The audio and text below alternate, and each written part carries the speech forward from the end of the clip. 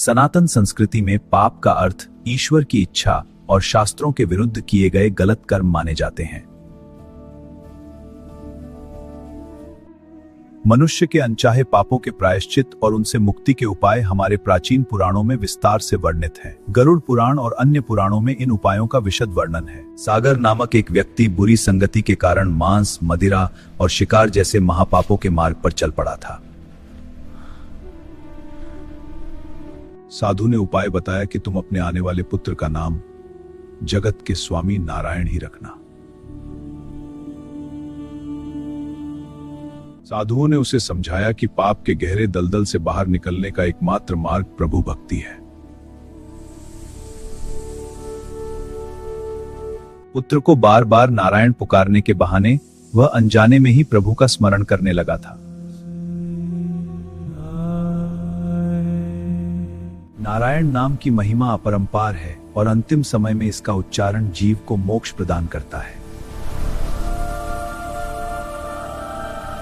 चोरी, मदिरापान या जीव हत्या जैसे महापापों का एकमात्र प्रायश्चित केवल हरि नाम का पावन जाप है। जो व्यक्ति श्रद्धा से राम, कृष्ण या नारायण नाम का जप करता है वह समस्त पापों से मुक्त हो जाता है। किसी भी बहाने से किया गया भगवान का पावन नाम उच्चारण मनुष्य को पूर्णतः पवित्र बना देता है।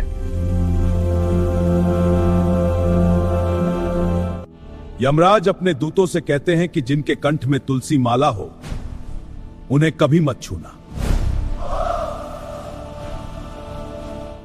जिनके मुख पर प्रभु का नाम रहता है यमदूत उनका आदर करते हैं और कोई पीड़ा नहीं देते। जिन मनुष्यों ने कभी भगवत चिंतन नहीं किया उन्हें ही दंड हेतु यमराज के समक्ष लाया जाता है। किसी भी भाव से लिया गया प्रभु का नाम नरक के सभी कष्टों से जीव को बचा लेता है।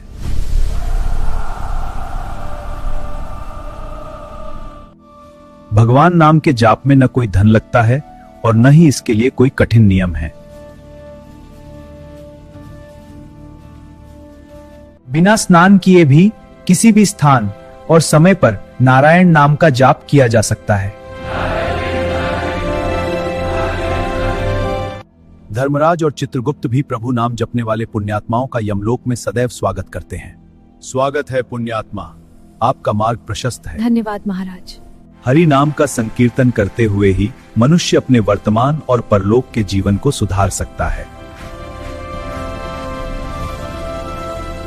मनुष्य के किए हुए कर्म ही तय करते हैं कि उसका अगला जन्म किस योनि में होगा। स्वर्ग के भोग, सुख, बुद्धि और पराक्रम केवल पुण्य कर्मों के प्रभाव से प्राप्त होते हैं। वेद वाक्य सर्वथा सत्य है कि संसार में सदा धर्म और सत्य की ही विजय होती है।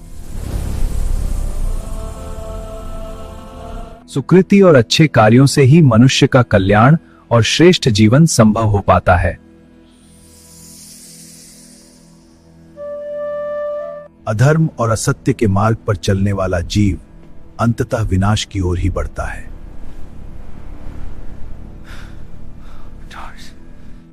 आत्मज्ञानियों के शासक गुरु हैं और गुप्त पाप करने वालों के शासक यमराज हैं। अपने पापों का प्रायश्चित न करने पर प्राणी को अनेक भयानक नरक भोगने पड़ते हैं। नरक की यातनाएं भोगने के बाद जीव पुनः पृथ्वी लोक पर जन्म लेता है।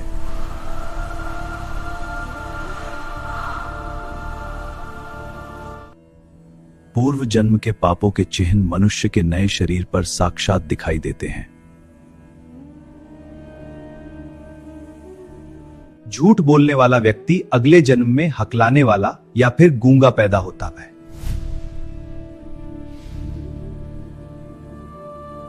स्वर्ण की चोरी करने वाला नीच योनि में और बड़े नाखूनों के साथ जन्म लेता है।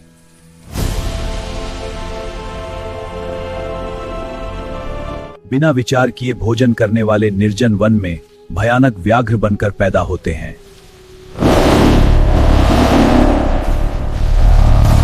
क्रोध में कटु वचन बोलने वाले पापी अगले जन्म में बिलाव की योनि पाते हैं।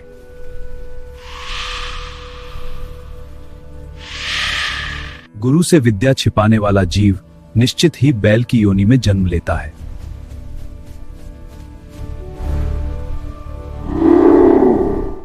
ब्राह्मण को बासी अन्न देने वाला व्यक्ति कुत्ते की योनि में जाकर जन्म लेता है। फलों की चोरी करने से मनुष्य की संतान की अकाल मृत्यु हो जाती है।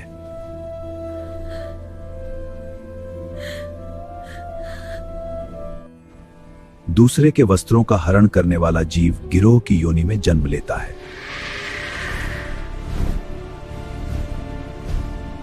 सार्वजनिक तालाब या कुआं नष्ट करने वाला जीव मत्स्य रूप में जन्म लेता है।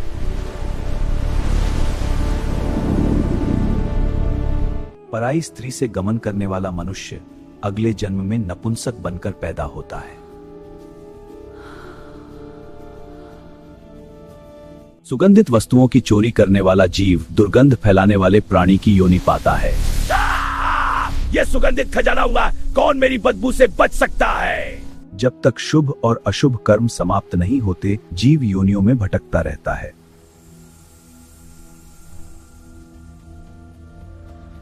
काम और क्रोध के वशीभूत होकर किए गए पाप मनुष्य को घोर नरक देते हैं।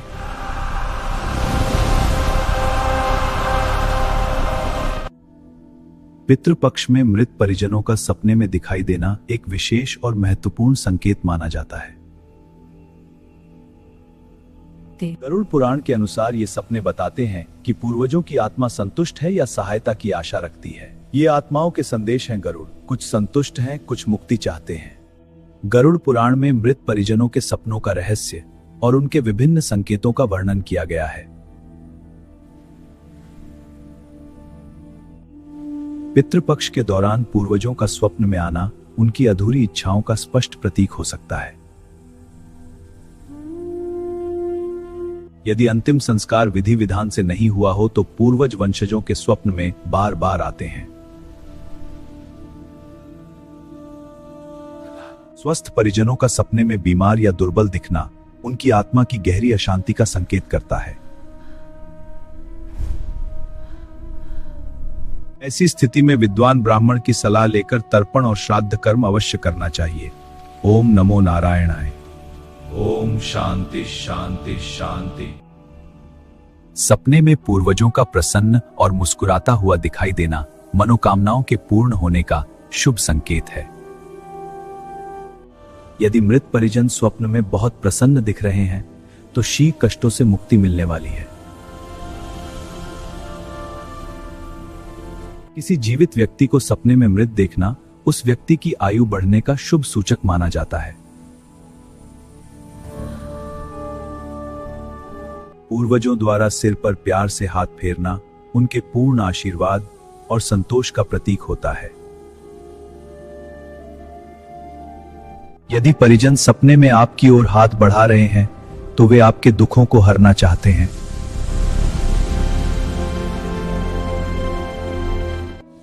गर्भवती महिला को पूर्वजों का सपने में दिखना उनके पुनः घर में जन्म लेने का शुभ संकेत होता है।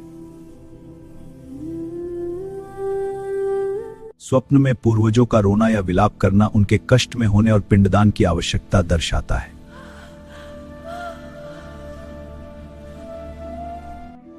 पितरों की शांति के लिए पंचबली दान करना और ब्राह्मणों को भोजन कराना सबसे श्रेष्ठ उपाय है।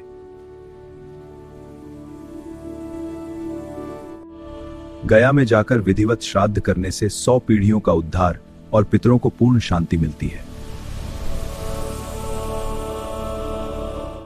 देवताओं को पूजने वाले देवलोक जाते हैं और पितरों को पूजने वाले पितृलोक को प्राप्त होते हैं। श्री कृष्ण के अनुसार भगवान का पूजन करने वाले भक्त पुनर्जन्म के चक्र से मुक्त हो जाते हैं। पितृलोक में पुण्यात्माएं सुखपूर्वक समय व्यतीत करके उचित समय पर पुनः जन्म धारण करती हैं। गीता के 7वें अध्याय का नियमित पाठ करने से पितृदोष से मुक्ति और सद्गति प्राप्त होती है। ज्ञान विज्ञान योग का पाठ श्राद्ध पक्ष में पितरों के निमित्त अत्यंत फलदायी माना गया है।